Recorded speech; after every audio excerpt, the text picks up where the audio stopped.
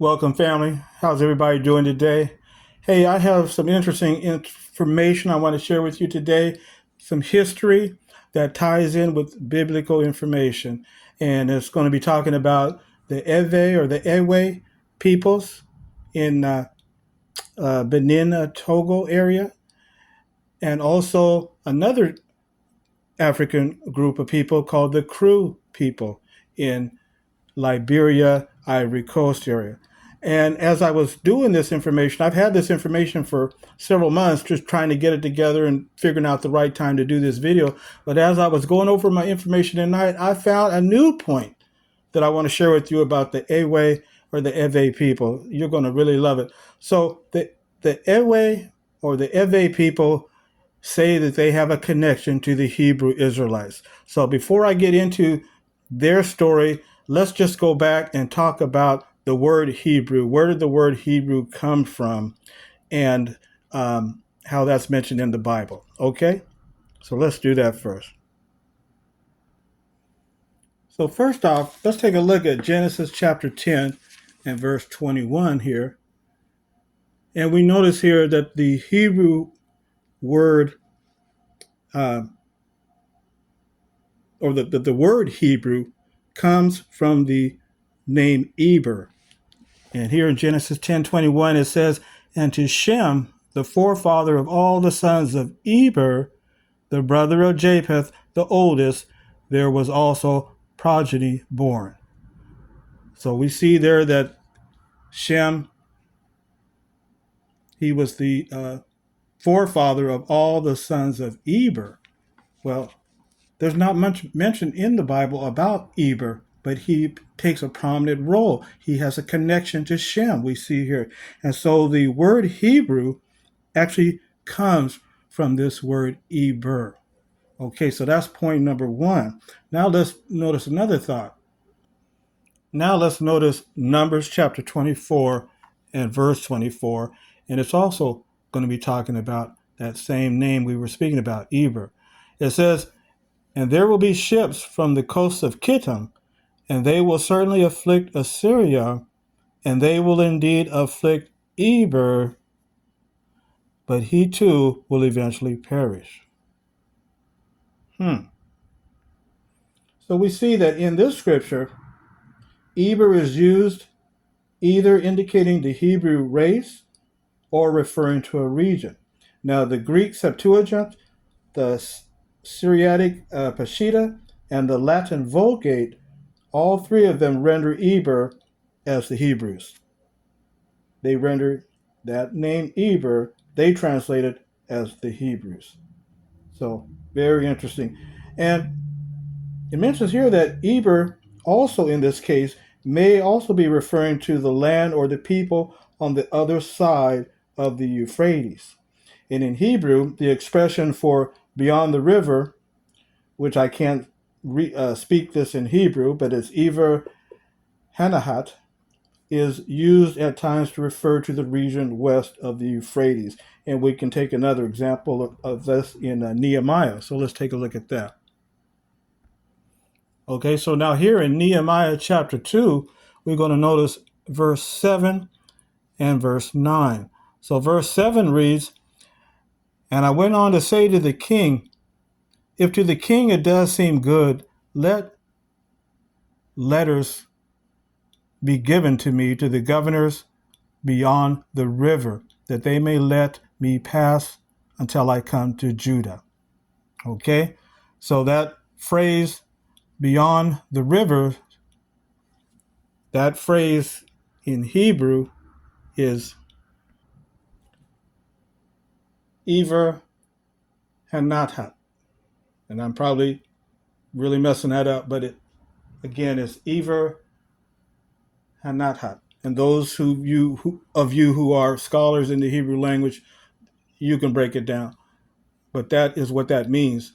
Eber or Ever means beyond the river. Notice in verse 9, same thought. Verse 9 says, "Eventually I came to the governor beyond the river and gave them the letters of the king. Moreover, the king sent with me chiefs of the military force and horsemen." So again, that phrase beyond the river, that means Eber or Ever. And we know that in the Hebrew language, the Hebrew alphabet, it has 22 consonants, and the second letter, bet, we have A, B, C in our English. Well, in the Hebrew, the B letter is pronounced bet. It has two sounds. It has a B sound, but it also has a V sound. Okay, so keep these in mind before we get to talking about the Ewe or the Ewe people. It's going to be very interesting. And if we go to Strong's Encyclopedia Concordance of Hebrew Words, we see 5677, which is talking about Eber, and it says the same as 5676.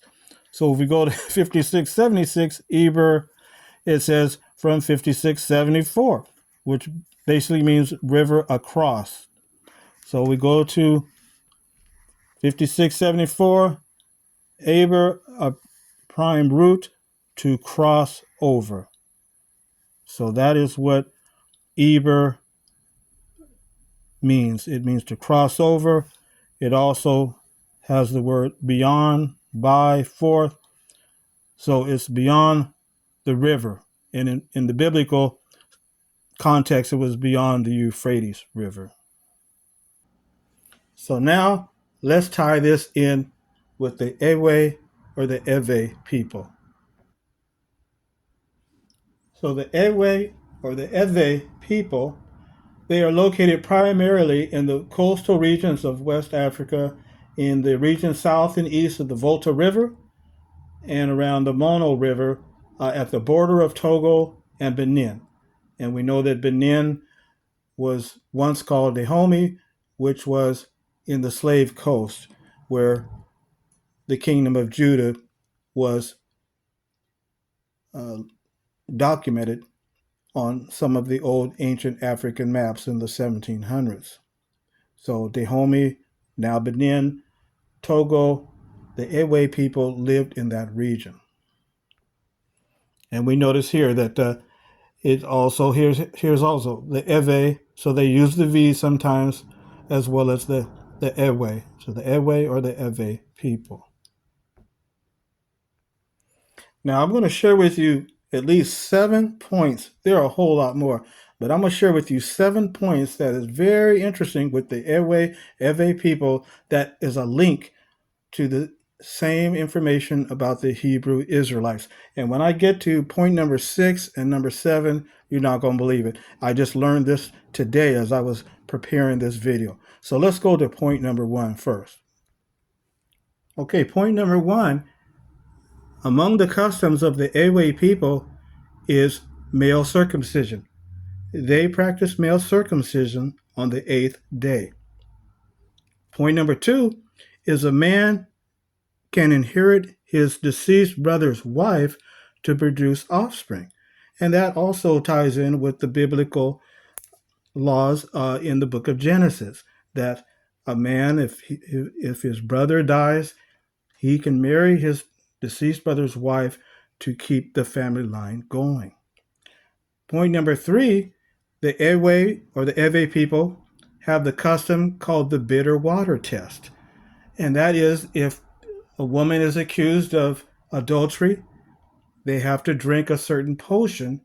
And if that person, after they drink it, they get sick, that shows that they were guilty of adultery. If they don't get sick, then they were not.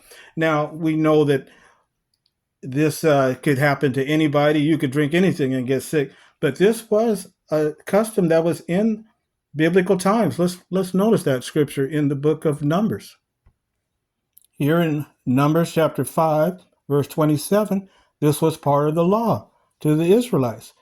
It says, when he has made her drink the water, it must also occur that if she has defiled herself in that she committed an act of unfaithfulness toward her husband, the water that brings a curse must then enter into her as something bitter, and her belly must swell, and her thigh must fall away, and the woman must become a cursing in among her people. So the Ewe people, They have a custom where they do that. And that is what the Hebrew Israelites did thousands of years ago. But now let's go to point number 4. Point number 4, believe it or not, the Ewe people celebrate or commemorate the Exodus out of Egypt. They commemorate this each year. How did they know about that? Now, some might say, well, Christendom's missionaries, when they came through West Africa, they were converting people, and that's how they, during the 1840s, and that's how they heard about the story. But no.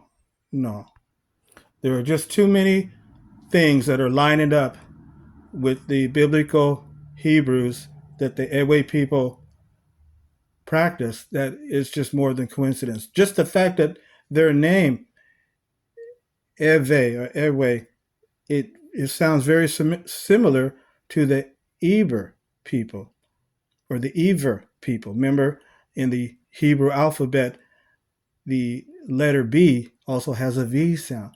So just even their name is a connection. And then the fact that they have Hebrew customs, circumcising their males on the 8th day. They can inherit property for their deceased brother and marry their deceased brother's wife. And now they commemorate the Exodus every year. But there's more. Let me go to the next points here. And by the way, there are dozens of videos that you can find where people have done their research about the Ewe people, that a lot more than I have, and so you can check those out too. But this other point number 5, is that some of the words in the Ewe's vocabulary, they have a word called keme, which means kemet, and we know kemet was the original word for Africa. They also have a word called Cana, which means Canaan. But check this out. They have a word called seme, S-E-M-E. That's how I spell it, seme. And that word means Shem. Now check this out. In a book that was written by John Ogilvy in the 1600s, on page 334, he wrote a book called Africa, An Accurate Description. And notice what he has in his book. In his book, he has the country of the Jews, or kingdom of Semen. Semen. And that means Shem, or the kingdom of Shem. And so the Ewe people, they have a word in their language called Seme. And guess where that word they say comes from? What area? They say that Seme is the area of the Congo. And we know that some of the ancient maps, 1500s, it talks about the map being called the land of the Jews in this area here. And that's where Seme is, a word in their very language. This is going to be very interesting to you, family. The Ewe people literally means between the rivers. It means between the rivers Mono and Volta. So you have the Volta River right here, and then you have the Mona River right here, right on the border between Togo and Ghana, and the Volta River between Ghana and Ivory Coast. So that's what the Ewe people, that's what it literally means, is between the rivers. So isn't it interesting that we talked about the biblical Eber, that meant beyond the rivers, and here the Ewe people means between the rivers. But now, let's get to point number 7. This is what I just learned today in doing this research. You see this country here, Togo? I never learned this until just today, but let me share it with you. Oh, let me share one more thought with you. Here's another map here. As you can see, here's the Volta River here, and here's the Mono River here. And here's Togoland right in the middle, with Ghana here. They called it the Gold Coast, and then Dahomey here. So this is what the Ewe people means, between the rivers. But let me show you one more point that's going to be amazing. Remember earlier we were saying that the word Eber, the root meaning means pass over, or the other side, the opposite side. Check this out. Let's just say that we wanted to find out where did this word Togo come from. We know that World War I, German and France and all the other colonial countries, they came in and they split up Africa. They split up Dahomey, Benin, and Togo, and Gold Coast colonies and all this. But let's just say that we want to just Google the etymology of the word Togo, where it came from. Look here. Notice it says here, if you were the etymology of the word Togo, it says here, the name of the West African country of Togo comes from the Ewe words to, river, like to, and go, Goda, on the other side. Amazing. So, connection to the Hebrew Israelites, we got to look at this more carefully. So, history and biblical storylines are connecting together in West Africa.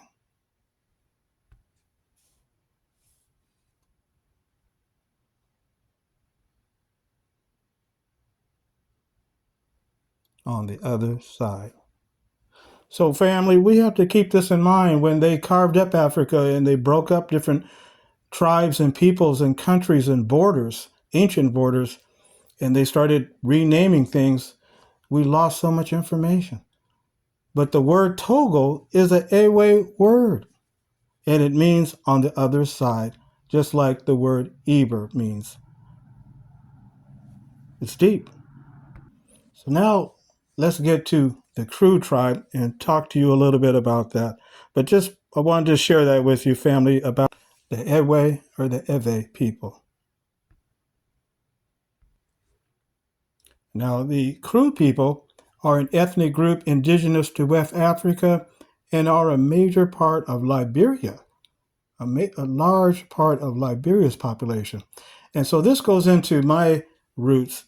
I was getting into genealogy several years back, started doing genealogy, trying to trace the roots of my ancestry. And this was before DNA tests came out.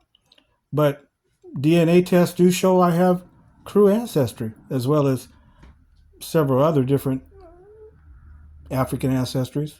But it led me to the Kru tribe. And let me show you a little bit how that got going. This is the very first book I wrote way back in, 2005. It's called A Key Tree, A Descendant Search for His Ancestors on the Eskridge Plantations. And then, of course, later I did a redo, and I did another version of it in 2013. And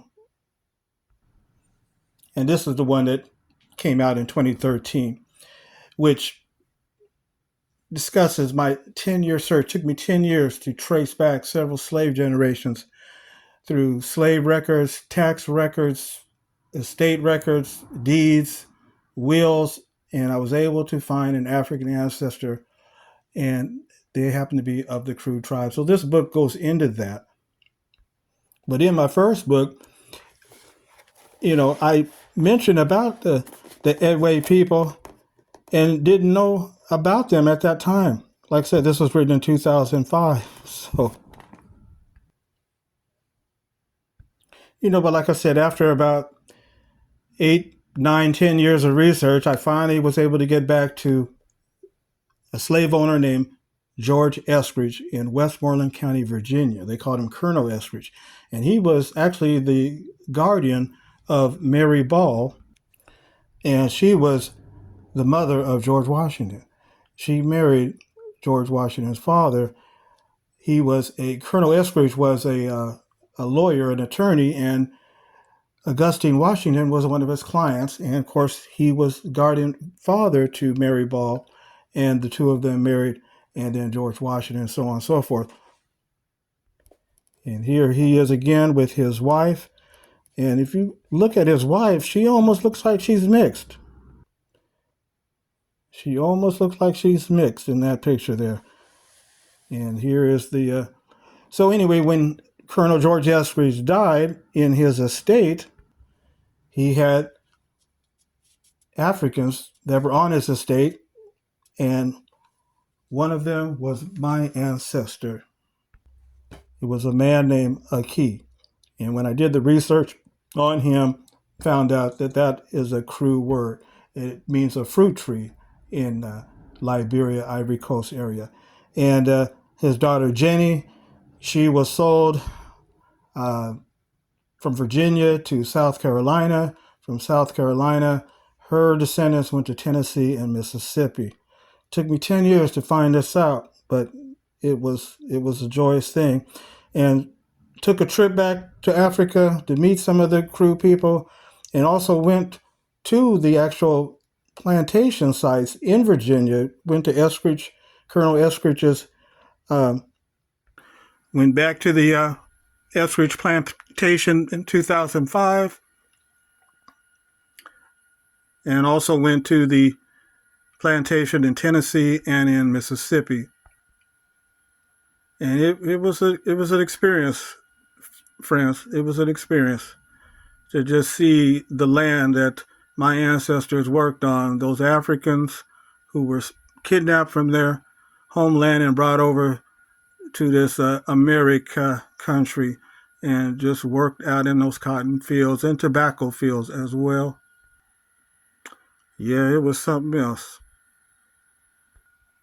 And like I said, I went to Mississippi and got to meet the great-great-granddaughter of the Eskridge clan there in Duck Hill, Mississippi.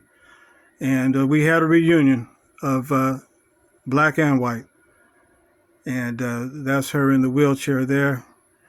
And also the slave overseer, where I got my last name from, Hanks. Some of them were there as well. And so it was quite an experience, and some I'll never forget. And so, but it just shows you the power of forgetting the past and coming together. We had no animosity about any of it. We all got along. Isn't he in back here? Yeah, this was Uncle Jenny and them up. And the reason he left, when he used to go to, at that time, he was a witness. Didn't they? It was a lot of work, but it was all worth it to get all that rich history from all of those different ancestors who were still alive. They now have passed now, but was able to get that information from those loving sisters and mothers and grandmothers. And it was a beautiful thing.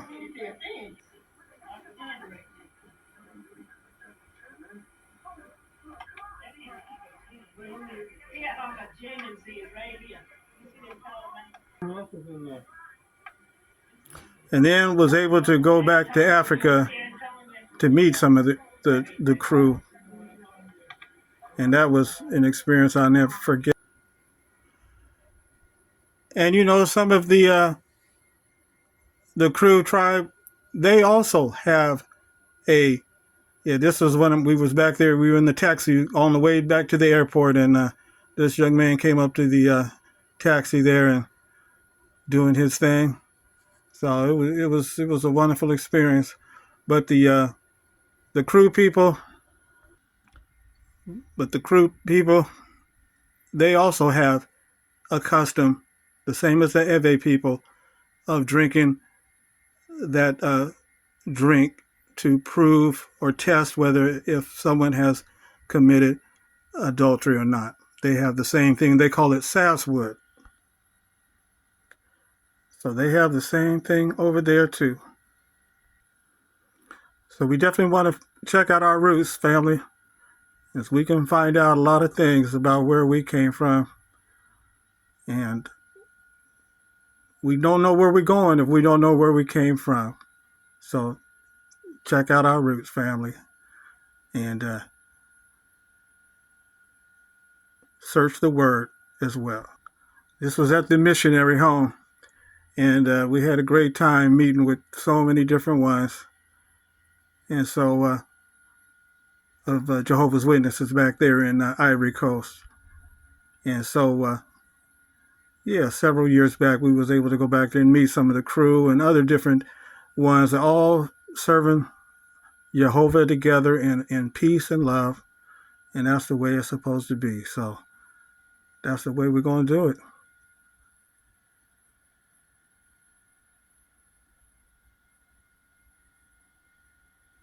All right, family. Thank you for letting me share this with you today. I know some of you all are trying to do research on your roots and trying to go back. And won't it be nice in the time of the resurrection when we'll be able to meet, this is Frank Eskridge here, Duck Hill, Mississippi, family reunion, other different cousins of mine here on both sides of the tree.